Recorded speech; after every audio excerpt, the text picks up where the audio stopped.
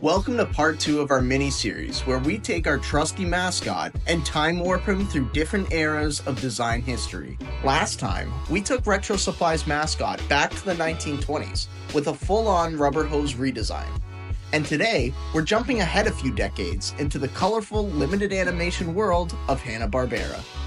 Think Saturday morning cartoons, bold shapes, and that unmistakable charm of shows like the Flintstones and the Jetsons.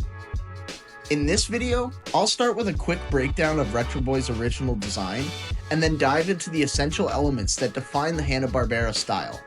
Finally, I'll show you how I reimagine Retro Boy in that world, breaking down the process layer by layer, so you can steal the look for your own work. Let's dive in. Here's a quick refresher on Retro Boy. Toolbox in one hand, megaphone in the other, he's already got some strong retro energy. His design is built from basic shapes like circles and tubes, but it's the little things that make him stand out. The overalls with the bold R, the pencil behind his ear, the halftone cuff rolls, and that trail of creative chaos. Papers, pencils, erasers, all flying around him. So no matter what era we send him to, those core elements are coming along for the ride. They're just getting a makeover to match the time period. So let's jump back in the DeLorean and head to the wacky world of the 1960s. The 1960s, the age of TV animation and tight budgets. Studios like Hanna-Barbera had to crank out entire episodes with as few frames as possible. But out of that constraint came a distinct aesthetic, efficient, snappy, and weirdly stylish. Hanna-Barbera became the masters of doing more with less. Clean lines, flat colors, and efficient designs. The charm was in the simplicity. Before we redesign Retro Boy in this iconic style, let's break down what actually defines it. Construction. Built from simple geometric shapes. Things were still round, but tended to be a little more angular than the rubber hose style. Characters were symmetrical and easy to replicate. And the forms were flat and static with minimal movement. Design. Big smiles, dot eyes, and bold silhouettes. They had simple, iconic costumes like collars, ties, and hats, designed to be easily recognizable. Overall, the designs were minimalist, charming, and instantly readable. Line art. Thick, inky outlines. There is occasional line weight variation and tapering, and internal details were minimal, only what's necessary for movement. Coloring. Flat color fills only. No gradients or blending. Palettes were saturated or pastel, optimized for old TVs. And shadows were rare, and used sparingly. Now that we broke down the style, let's turn Retro Boy into a full-on Saturday morning icon. But before we do that, let's take a quick pause. If you're enjoying this retro ride, go ahead and smash that like button like it owes you money, and hit subscribe so you don't miss the next deep dive into nostalgic madness. Alright, back to it.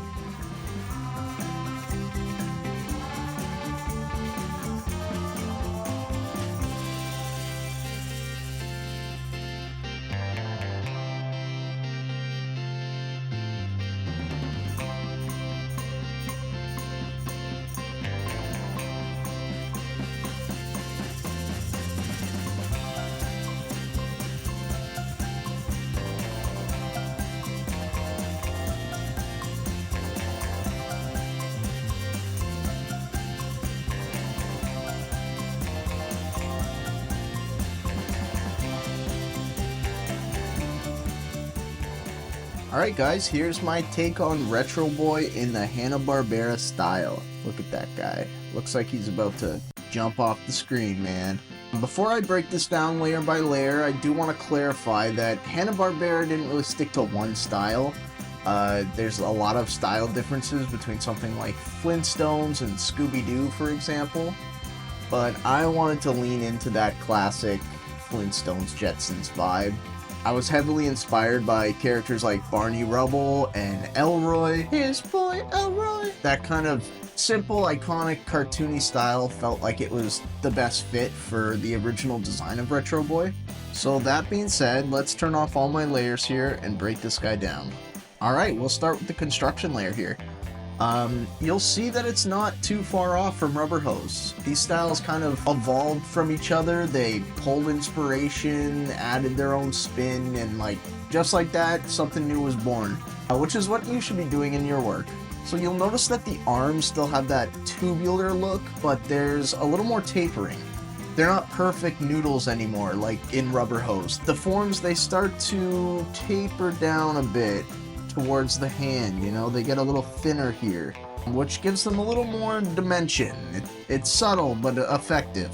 So yeah, just like Rubber Hose, I wanted to keep that energy and that movement. I mean, Hanna-Barbera was pretty stiff. Characters didn't move a lot because of budget, but I really wanted to keep Retro Boy's original pose pretty similar. So that's why I still chose to give him kind of a dynamic pose. So if we move from my construction sketch to my rough sketch, boom, look at that guy. He's coming together. You can start to see the difference in the form. Like, things are still flat and static, but there's a little bit more shape and volume than Rubber Hose. This is also where I started doing the face. I added those classic oval eyes and that signature goofy Hanna-Barbera mouth. If you've ever looked at a lineup of their characters, you'll notice that a lot of them share this similar type of mouth with this little cheek here, and then the top lip kind of goes into a point, and then the big mouth behind that. It's pretty iconic to the style. And this is a good moment to mention that, you know, do your research. When you're trying to replicate a style, don't just look at one character. Look at common features that pop up across the board. That's how you make your design feel like it actually came from that era, instead of just like ripping off one single reference. So then I took my rough and I cleaned it up a bit, just kind of nailed down my lines and forms and started playing a little bit with line variation. You'll see when we go to the inks that there is a lot more line variation than Rubber Hose. Yeah, so that's my clean sketch, and if we go from that to my inks, there we go. This guy's really coming together. And just like I said before, I've said it a million times in these videos, don't trace your clean sketch, guys. The line work should feel like an evolution of your sketch and not just a carbon copy. But for the line work itself, I used the Ramen brush pen from the Steal This Brush bundle. We covered it in a video a few videos back, so check that out if you want to know more. But yeah, this brush is perfect for this style. You can get some nice thin to thick strokes that really replicate that subtle tapering that you see in a lot of Hanna-Barbera line work. On the surface, it may look like these lines are pretty uniform, and for the most part they are, but if you look closer, there's actually a lot of line variation going on, and the Ramen brush gives you just enough of that texture and that line variation to keep things from feeling too stiff or sterile. Alright, and after I did my inks, I went in and added these halftones. They're from the Duplatone brush pack. There's also a halftone brush in the Steal This Brush bundle, but the Duplatone gives you a little bit more options for intensity of the halftones. And just like Rubber Hose, this isn't exactly authentic to the era. This was just a stylistic choice that I made because I felt like they were pretty important to Retro Boy's original design. And hey, this is my world, man. This is my drawing. I like the texture.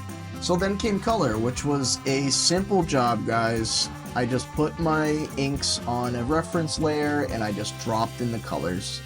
Flat fills, no shading, no gradients. I use those saturated, dusty tones that feel like they just came straight off of a vintage TV. For the color choices themselves, I kept my palette pretty limited, but I also just went with the RetroSupply brand colors. Originally, Retro Boy had no color. He's black and white, so I kind of had to make some executive decisions on what his color palette should be. But I think I did a pretty good job. And that's it, you know, I'm super happy with how this guy turned out. He's got that classic Saturday morning cartoon energy, but he still feels like Retro Boy, you know, just with a heavy dose of Hanna-Barbera charm. And that's a wrap on Retro Boy's Hanna-Barbera makeover. With bold shapes, flat colors, and that unmistakable Saturday morning charm, he's looking like he's about to start selling you cereal or oddly delicious vitamins. If you had fun with this one, be sure to like, subscribe, and drop a comment with the next retro style you'd like to see us tackle. We're deep in the time stream now, and we're not slowing down. You want to try this style out for yourself? We've linked all the brushes I used down below, straight from RetroSupply's vault. That's it for me, guys. I'll catch you in the next era. Happy creating.